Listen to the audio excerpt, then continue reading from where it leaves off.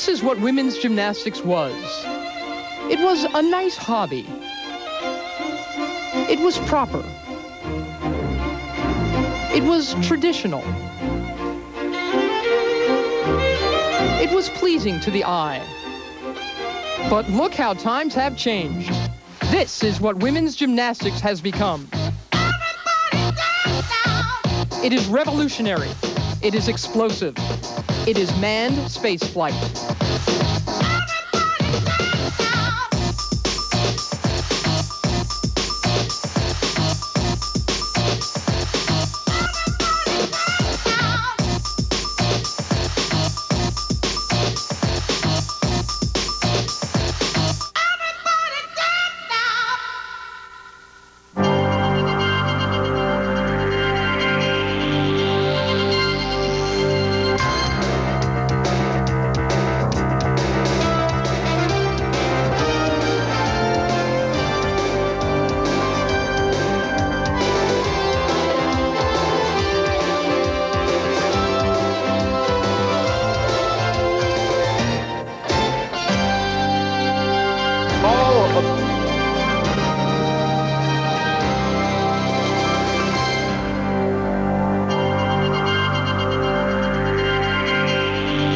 From the St. Paul Civic Center in St. Paul, Minnesota, welcome to the 1992 NCAA Women's Gymnastics Championships. In this Olympic year, college gymnastics has gotten better, bolder, and stronger. And here inside the Civic Center, 145 gymnasts from 23 schools will be competing for team and individual titles. Hi everyone, I'm Mary Carrillo, and welcome to the 11th NCAA Women's Gymnastics Championships. The first 10 were won by only 3 teams. They are all back here in force, including 2-time winner and defending champions, the Alabama Crimson Tide. Also a 2-time winner, the Georgia Lady Bulldogs. They come into this championships undefeated. And of course, the powerhouse team from Utah, the Lady Utes, a lot of people expecting them to win. Also here, Julianne McNamara, the 1984 Olympic gold medalist. And Julianne, let's talk first about this Utah team. They've been ranked #1 almost every week this season. Why are they so tough? Utah is a team known for its consistency and depth. They're led by 2 seniors, Missy Marlowe and Shelly Shearer. Missy Marlowe, a 1988 Olympian, has scored 5 perfect 10s this season. Shelly Shearer has been sidelined with an ankle injury. She will only be competing in the uneven parallel bars this championship. Most teams would be devastated by an injury like this. However, Utah has the depth to survive it. You talk about the depth, the consistency of Utah. The Georgia team has a very different personality, don't they? Very different style. Georgia is known for their risk-taking. Their routines are packed full of difficulty, which means they're not always as consistent as Utah. They're led by sophomore Hope Spivey, also a 1988 Olympian, has scored 6 perfect 10s this season, and the defending NCAA individual all-round champion. So we have a classic duel here. Consistency versus risk-taking. We'll see who wins. The top 6 teams in the country compete for the team title. 6 women per event, with the top 5 scores counting toward the overall team total. The 4 apparatus are the vault, the uneven parallel bars, the balance beam, and the floor exercise. And in the first rotation, Penn State is on the vault, Georgia on the bars, Alabama on the beam, and Arizona on the floor. Both Utah and Oregon State have byes. And there is Sarah Patterson, coach of the defending champion Crimson Tide, whose team will need to get off to a fast start on the beam. Here's 5'3" senior Gina Basile. She's from Whippany, New Jersey, and boy, it's got to be tough, Julianne, to start on the beam. It's very difficult. It's such a mental event, but this is a really strong event for Gina. She mounted there with a shoulder stand. Not a real difficult mount, but the point is to get up on the balance beam.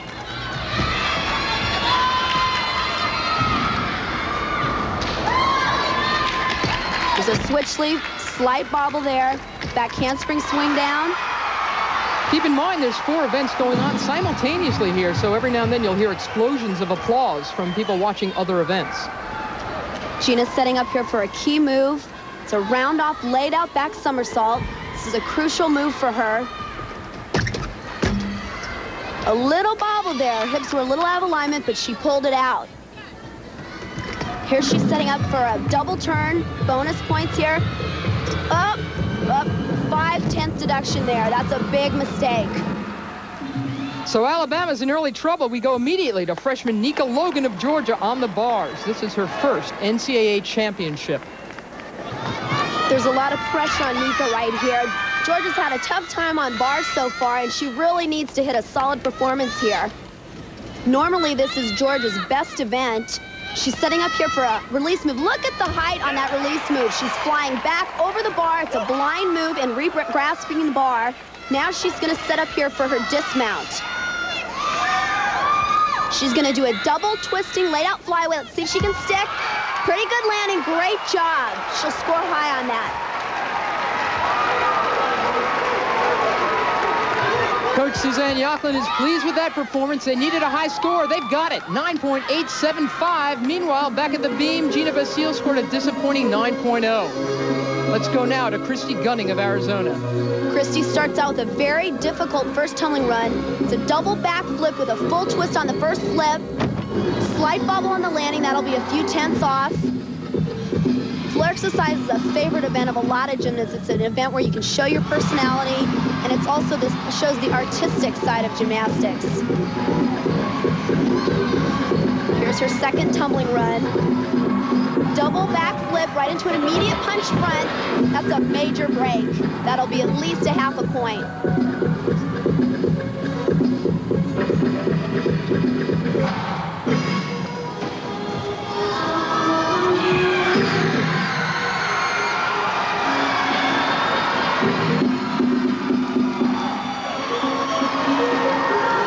Event that requires the most endurance. It's a minimum time requirement of a minute and maximum of a minute 30. This is the point in the floor routine where the gymnast will feel the most tired, and she still has her final tumbling pass to go. She has a fairly easy dismount, full twisting, laid out back.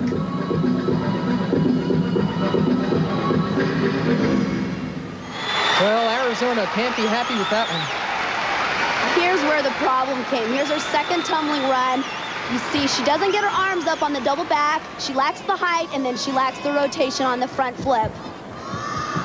Tough score, 9.05 for Christy Gunning. And over on the vault, let's watch Allison Barber of Penn State. Allison performs a front handspring front flip with a half twist. Perfect landing.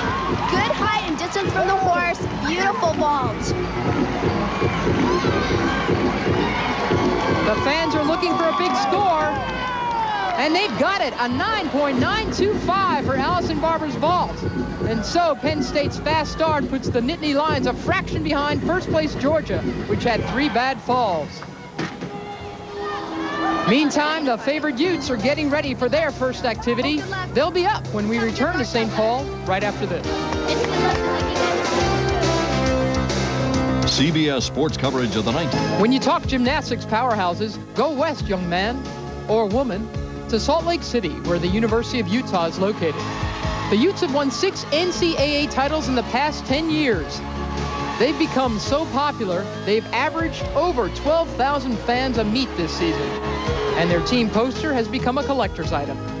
But this year, the Utes are coming into the NCAAs as a soft sell.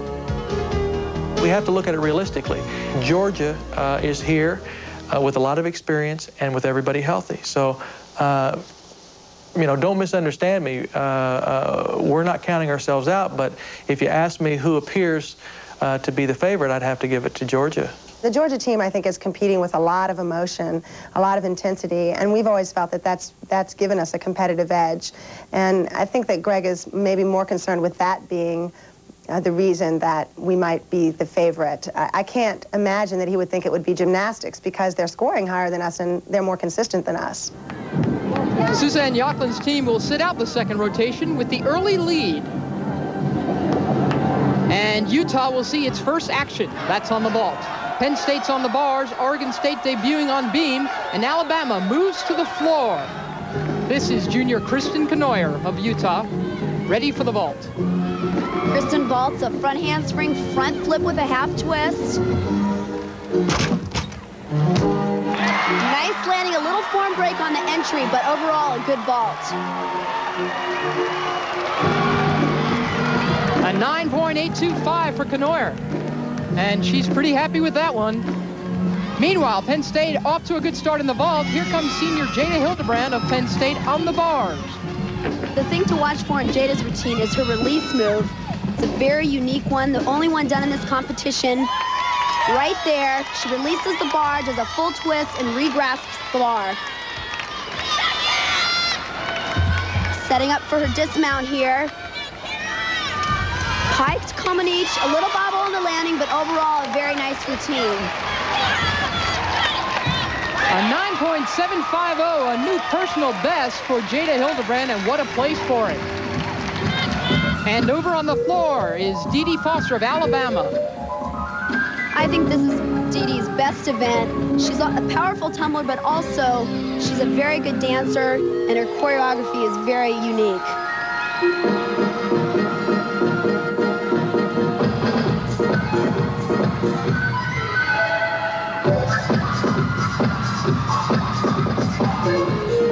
Setting up for a tumbling run here.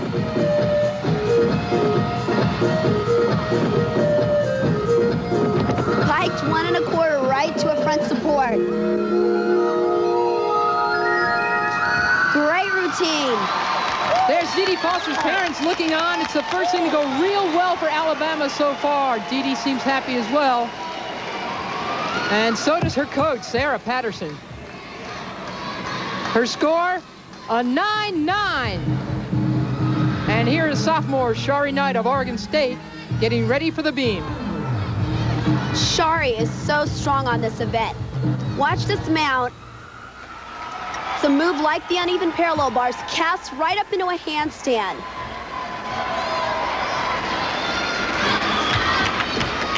That beam is only 4 inches wide. Most of the time when you're up there, though, it feels like it's only an inch.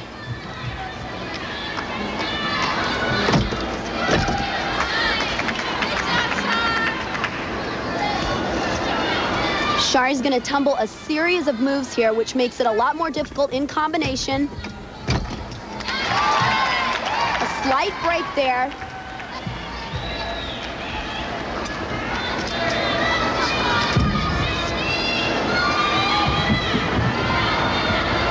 Here's a strength move. It's called a reverse planche.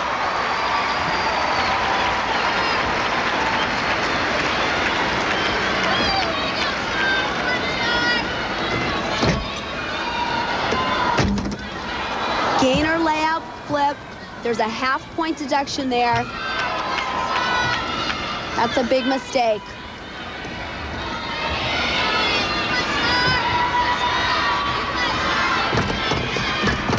Two back handspring, laid out full dismount, nice landing, but that fall's gonna hurt.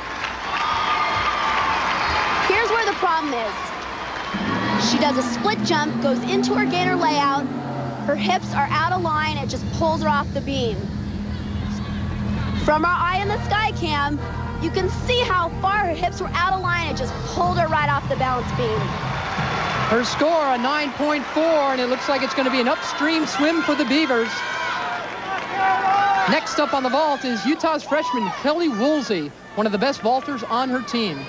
This is a vault that's different than what we've seen. A handspring piked front. One hop on the landing, but an excellent vault. The Utah team is known for its depth. Here's just another good example of that, the freshman Kelly Woolsey. She scores a 9.8. That means Utah posts the highest apparatus score of any team in the first 2 rotations. Penn State, the leader, is a round ahead and sounding optimistic. Every 10 Utah. That's right. We are Penn State. Yes. We'll be back. Back at the Civic Center, where Utah is moving to the bars and Georgia to the balance beam in their first head-to-head confrontation of the NCAA Gymnastics Championships. The standings show Penn State and Alabama in front, but they both have byes in their 3rd rotation. Amy Trepanier of Utah is up, and though she's just a freshman, she's been part of Utah's bar lineup all season long. This is one of Utah's best events, and they'll need to hang on to the release moves in order to keep the momentum going. Here's her first release move, right here, a Veronin.